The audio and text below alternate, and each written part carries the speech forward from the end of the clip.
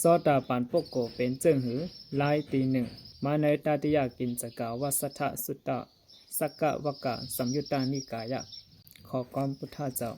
อนันดาเวเฮาเตฮอนในธรรมปริยายาอันจือว่ามานธรรมเจ้าในนั่นเสก่อน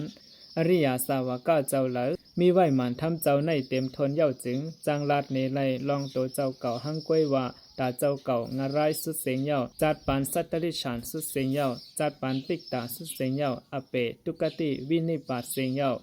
เป็นซอดาปานเย้าอำตกแต้มเลยเย้าเป็นภูมันกึมต่อนิปานเย้าตักเตหุบไหลทำตราปาเหนือกวยเย้าหนังไหนอนันตาเวทำตราปริยายาอันจือว่ามานทำเจ้าไหนนั่นเป็นจึงหือลาไหนอนันตาเวอริยาสาวกะตีเนศาสนาในเป็นภูมิเจอศรัทธายุ่มยำเต็มทน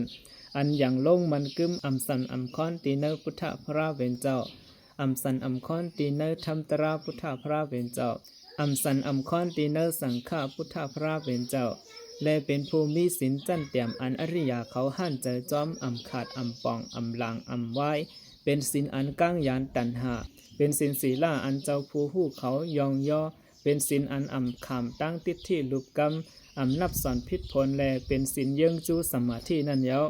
อนันตาเวทำตราปริยายาอันในเย้าอันใดจือว่ามานทำเจ้าอันว่าป้ออริยาสาวกะเจ้าเหลอมีไว้เต็มทนเย้าจึงตักลาดเนไลลองโตเจ้าเก่าหังกวยว่าตาเจ้าเก่างาไลสุดเสียงเย้าจัดปานสัตตริชานสุดเสียงเย้าจัดปานปิกตาสุดเสียงเย้าอเปตุกติวินิบาตสุดเสียงเย้าเป็นซอตาปานเย้าอำตกแต้มไหลเย้าเป็นภูมันกึมต่อนิปานเย้าตักเทหุบไหลทำตราปานเหนือกวยเย้าหนังในอยู่ลายที่สองมันได้กว่าทางวิดีโอทางหูหนึ่งครับเนาะ